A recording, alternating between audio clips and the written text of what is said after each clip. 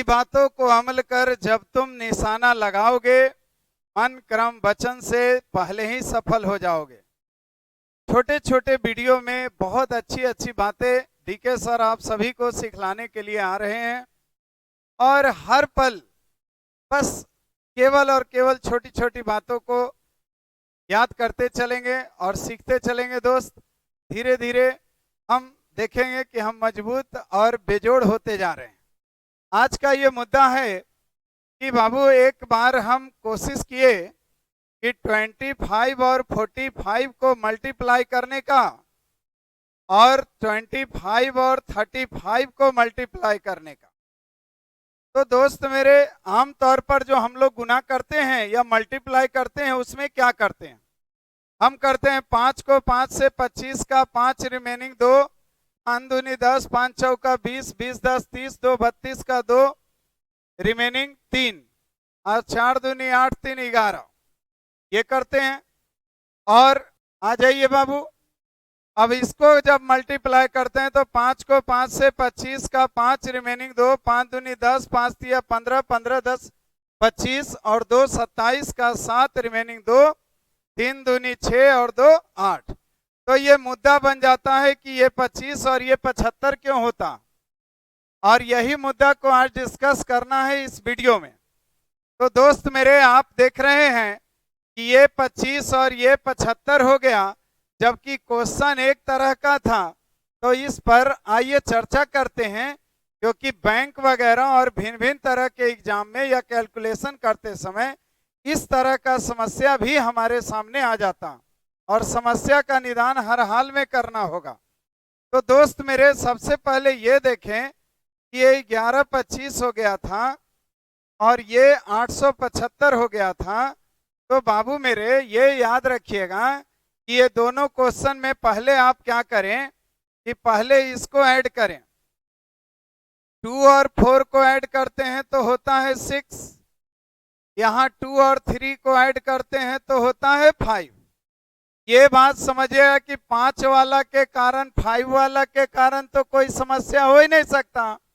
जब होगा समस्या तो बाबू इसके कारण ही होगा। तो ये जोड़ने पर 5 आया, ये जोड़ने पर 6, 6 को कहते हैं इवन नंबर और 5 को कहते हैं ऑड नंबर। तो याद ये रखना है बाबू की दुनिया में कहीं पर भी 5 वाला अगर गुना मिले और इवन नंबर आता है तो लिख देंगे सीधे 25, और अगर ऑड आता है तो लिख देंगे सीधे 75। तो ये तो दिमाग में सेट हो गया बाबू को कि कभी भी अगर जोड़े पर इवन नंबर अते सम संख्या तो हमने लिख देवे 25, अब विषम अते तो लिखबे 75। अब आइएगा बाबू, अब जरा देखिए करना क्या है। तो 4 को 2 से गुना कर देना है और इसका आधा करके जोड़ देना है। तो 6 का आधा 3, तो हो गया 11। तो 11 25, यही वाला तो आया था। इसमें क्या करना है बाबू? तो इसमें भी वैसे ही 3 को 2 से गुना कर देना है, और 5 का आधा नहीं होता है तो 1 कम करके आधा कर देना है। तो 5 में 1 कम 4, 4 का आधा 2, तो 6 और 2 8।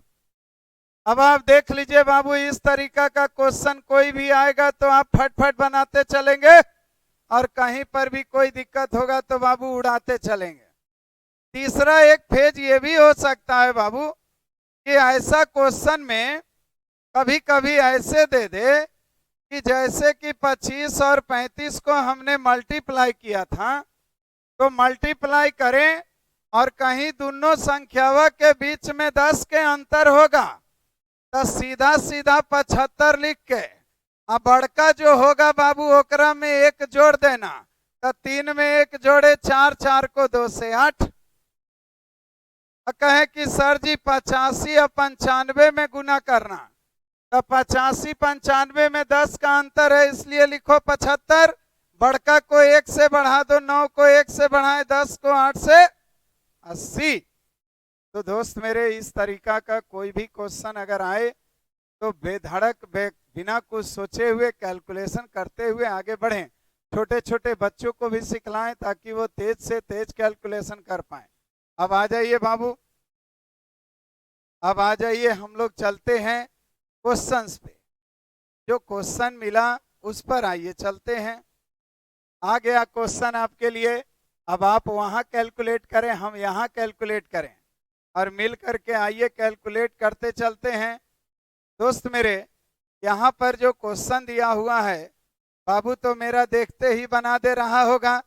वो कह रहा होगा कि सर इनमें 10 के अंतर है तो 75 लिख दे। तो हम कहें हाँ लिख दो छोटू।